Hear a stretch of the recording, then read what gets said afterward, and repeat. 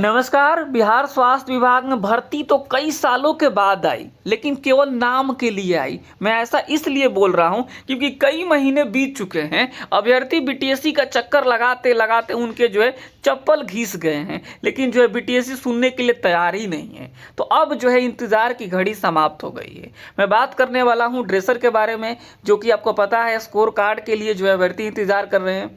Staff nurse का भी वही हाल है, स्कोर कार्ड के लिए अभ्यर्थी इंतजार कर रहे हैं। डेंटिस्ट वाले बेचारे तो कई महीनों से चक्कर लगा रहे हैं कि इनका डीवी हो जाए।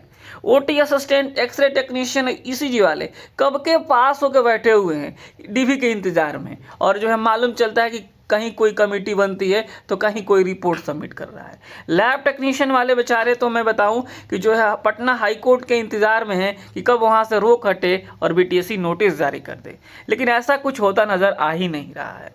तो अब बहुत हुआ इंतज़ार, और मैं आपको इस वीडियो में बताने वाला हूं कि अब आगे क्या करना चाहिए आप सभी को।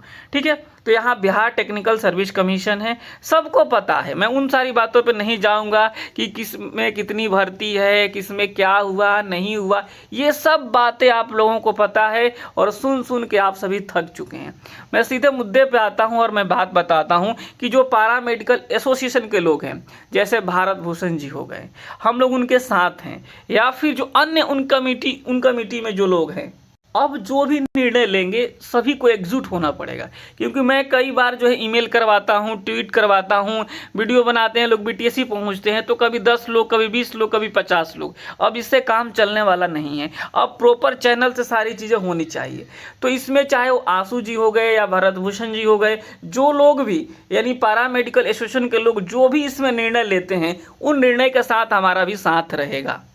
मैं कहूँगा सभी अभ्यर्थियों से कि अब एकजुट होने की बारी आ चुकी है। आपको अपने हक और अधिकार के लिए बीटीएससी जाना पड़ सकता है। तो जो भी आने वाले दिनों में निर्देश मिलेंगे, जो भी सूचनाएं मिलेंगी, मैं आप सभी के साथ साझा करूंगा। और मैं आप सभी से अनुरोध करूंगा कि अब समय आ चुका है जब आप अपने हक और अधिकार के लिए खड़े हो जाइए। क्योंकि बीटीएससी समय पर समय दे रहा है। मैं ऐसा इसलिए बोल रहा हूँ क्योंकि देखिए कई बार पारा मेडिकल एसोसिएशन के लोग जाते हैं और पता चलता है कि फ्राइडे को हो जाएगा, सैटरडे को हो जाएगा, मंडे को हो जाएगा, और ये सुनते सुनते कई महीने बीत चुके हैं। मैं खुद बीटीएससी गया हूँ और पता चलता है कि अब आ जाएगा, तब आ जाएगा, अब आ जाएगा, तब आ जाएगा, लेकिन ये सब चीज़ें हो नहीं रही है। तो मैं आप सभी से भी अनुरोध करूँगा कि पारा मेडिकल एसोसिएशन के लोग जो भी निर्णय लेते हैं, उन निर्णय के साथ आपको भी खड़ा होना चाहिए।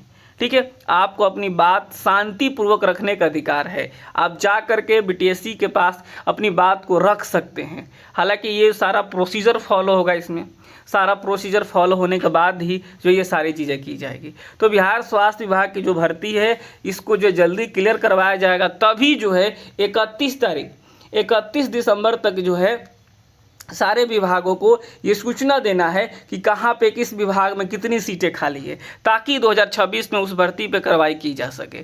तो अगर मान लीजिए यही भर्ती अब तक पूरा नहीं होगा, पता ही नहीं चलेगा इसमें कितनी सीटें खाली रह गई, कितनी सीटें भरी जाएगी, तो क्या ही अगला पहुँचेगा सूचना।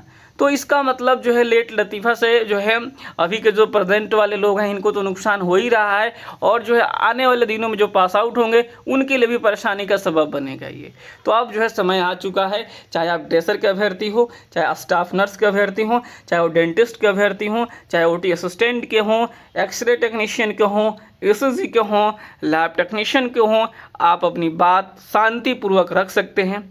तो अब इंतज़ार है इस बात का, क्योंकि जो मंडे का टाइम दिया गया था, मंडे भी निकल चुका है। अब आज ट्यूसडे हो चुका है। ट्यूसडे, वेडनेसडे, थर्सडे, फ्राइडे, बस यही चलता है, और फिर संडे आ जाता है और मंडे का लिए फिर हम लोग इंतजार करते हैं।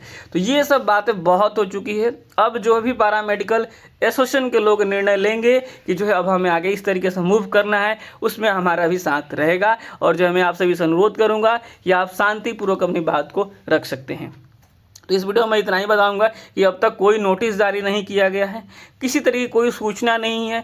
ऑफिशियली अगर हम सूचना की बात करें तो कई महीने बीत चुके हैं, कई महीने बीत चुके हैं कि ड्रेसर को लेकर कुछ जारी हो जाए, स्टाफ नर्स को लेकर कुछ जारी हो जाए, एक्सरे OT ECG के लिए कुछ जारी हो जाए, डेंटिस्ट के लिए हालांकि स्क्रूटनी हुआ था, उसके बाद भी कुछ नहीं निकल कर आया इसमें।